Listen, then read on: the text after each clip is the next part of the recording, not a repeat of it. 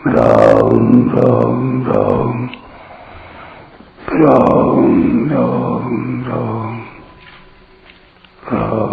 राम राम नारायण नारायण। संबंध। अब भगवान काम, क्रोध और लोभ से रहित होने का महात्म्य बताते हैं। एतैर्विमुक्तः कौन्तेय तमोद्वारैस्त्रिभिर्नर आचरत्यात्मनः श्रेयस्ततो याति परांगतिम्। हे कुंती नंदन, इन नरक के तीनों दरवाजों से रहित हुआ जो मनुष्य अपने कल्याण का आचरण करता है, वह उस कल्याण के मार्ग से परम गति को प्राप्त हो जाता है। व्याख्या। एतैर्विमुक्तः कौन्तेय तमोद्वारैस्त्रिभिर्नरः आचरत्यात्मनः श्रेयस्ततो याति परांगतिम्। पूर्व श्लोक में जिनको नरक का दरवाजा बताया गया है, उन्हीं काम, क्रोध और लोभ को यहां तमोद्वार कहा गया है। तम नाम अंधकार का है, जो अज्ञान से उत्पन्न होता है। तमस्तु अज्ञानजम विद्धि, 14वें का 8वां। तात्पर्य है कि इन काम आदि के कारण मेरे साथ ये धन संपत्ति, स्त्री पुरुष, घर परिवार आदि पहले भी नहीं थे और पीछे भी नहीं रहेंगे, और अब भी इनसे प्रतिक्षण वियोग हो रहा है। अतः इनमें ममता करने से आगे मेरी क्या दशा होगी आदि बातों की तरफ दृष्टि जाती नहीं, अर्थात बुद्धि में अंधकार छाया रहता है। अतः इन काम आदि से मुक्त होकर जो अपने कल्याण का आचरण करता है, वो परम गति को प्राप्त होता है। इसलिए साधक को इस बात की विशेष सावधानी रखनी चाहिए कि वह काम, क्रोध और लोभ तीनों से सावधान रहे। कारण कि इन तीनों को साथ में रखते हुए जो साधन करता है, वो वास्तव में असली साधक नहीं है। असली साधक वह होता है जो इन दोषों को अपने साथ रहने ही नहीं देता। ये दोष उसको हर समय खटकते रहते हैं, क्योंकि इनको साथ में रहने का अवसर देना ही बड़ी भारी गलती है।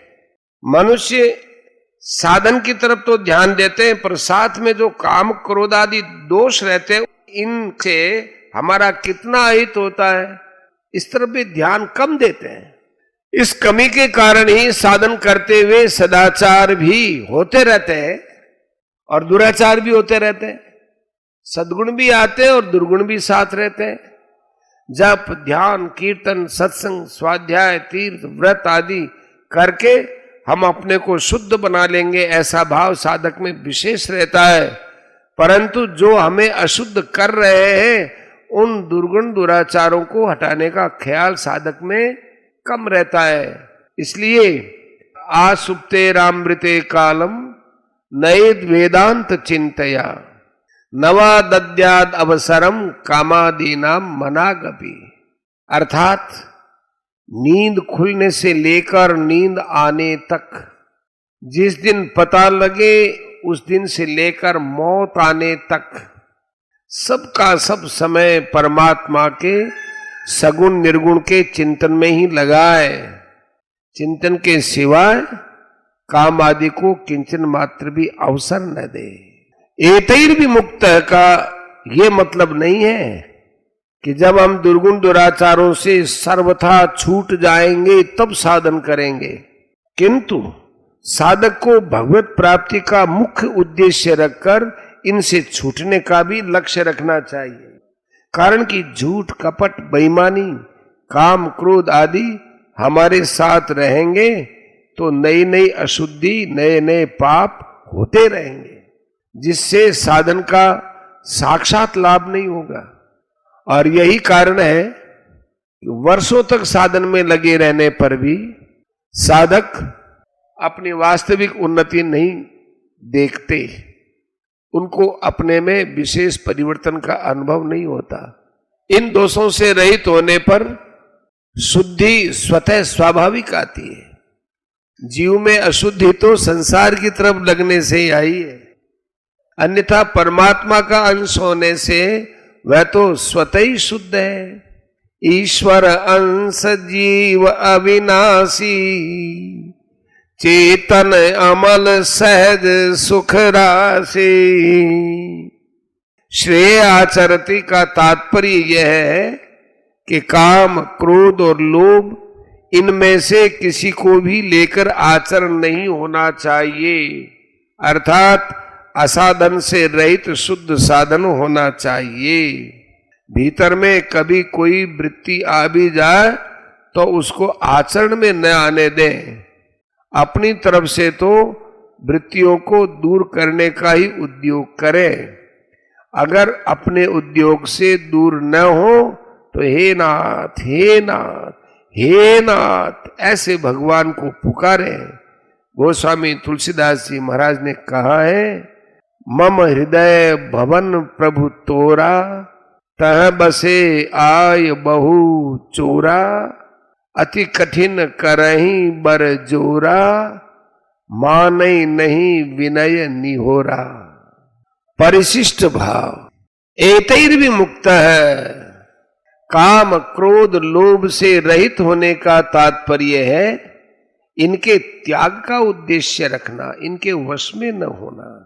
काम से, क्रोध से तथा लोभ से किया गया शुभ कर्म भी कल्याण कारक नहीं होता, इसलिए इनके त्याग की तरफ विशेष ध्यान देना चाहिए। काम, क्रोध, लोभ को पकड़े रहने से कल्याण का आचरण करने पर भी कल्याण नहीं होता, क्योंकि ये संपूर्ण पापों के तो कारण है।